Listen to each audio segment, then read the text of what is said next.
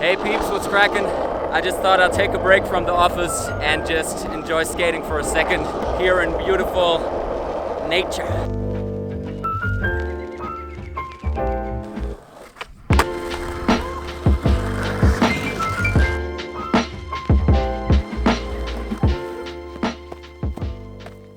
Hey, what's up people? I hope you're doing fine.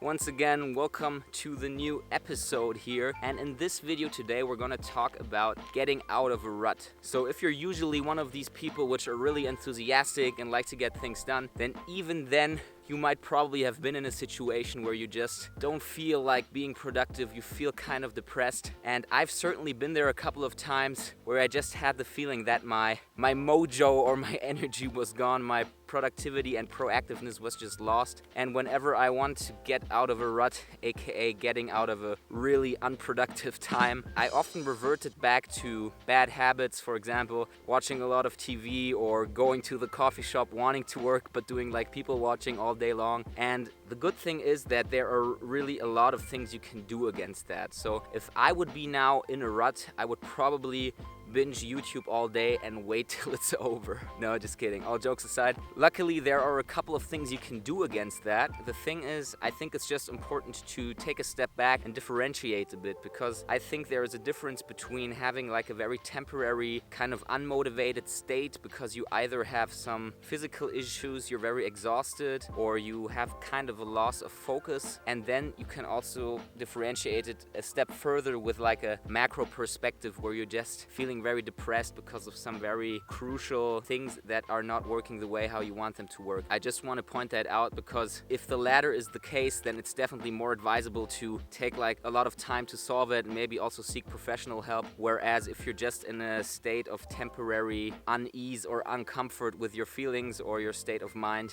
then it can be helpful to just apply some simple tactics to get out of them. So without any further ado, here are 3 practical steps to get out of a rut and to get back to making the magic happen. Coming up.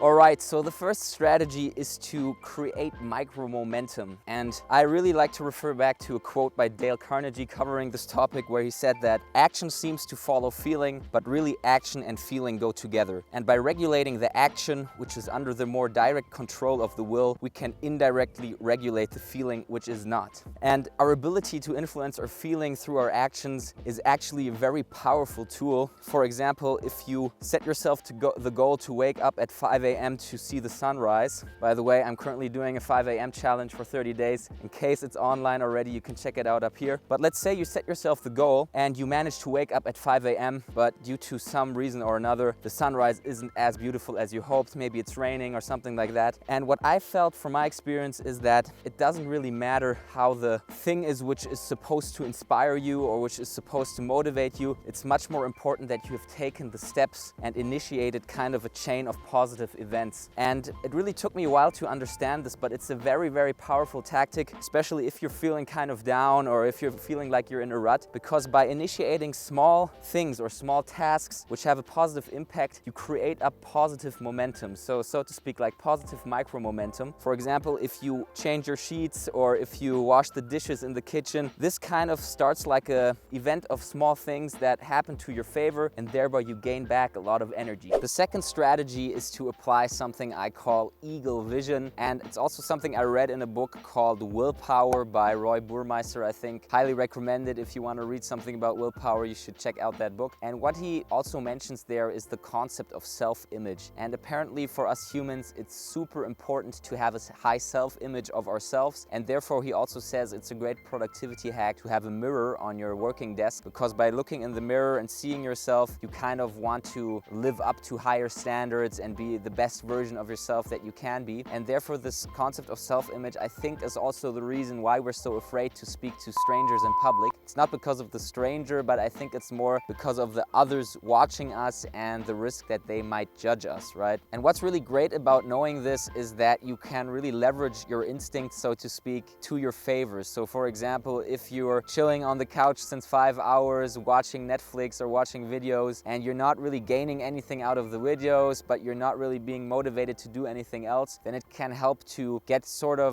into a third eye perspective. Watch yourself maybe from a different corner of the room or from the top of the room and ask yourself, would I like to hang out with this person right now? So at least for me, it really helps. For example, if I'm unmotivated to go to the gym or get moving, then I ask myself, okay, is this really a cool state I want to be in, or would I like to hang out with myself if I would be in this state? And it can be very helpful. All right, so strategy number 3 is to run a system check. And what I mean with system check is to just close your eyes and think about your physical and mental state of well-being, because in cases where your spiritual energy, or let's say your dragon energy, is really strong, that means you really want to reach a goal, it can often happen that you overlook how your physical state of being is. This is also, I think, one of the reasons why you sometimes hear these stories of people running until exhaustion just because they want it to happen. So it can happen that your mind is really stronger than your body, and if this takes place, it's really important to not overstep it too far, because then something like a burnout, for example, can happen, that you're just working too hard and you're not noticing that your body needs a rest. And that's the reason why it's so important to take strategic breaks, because they really give you a chance to take it easy, to switch off your mind for a while, to recover your body, and also to refuel the energy with which you feed your passions and to refuel your enthusiasm to keep on going. All right, peeps, so here you have it,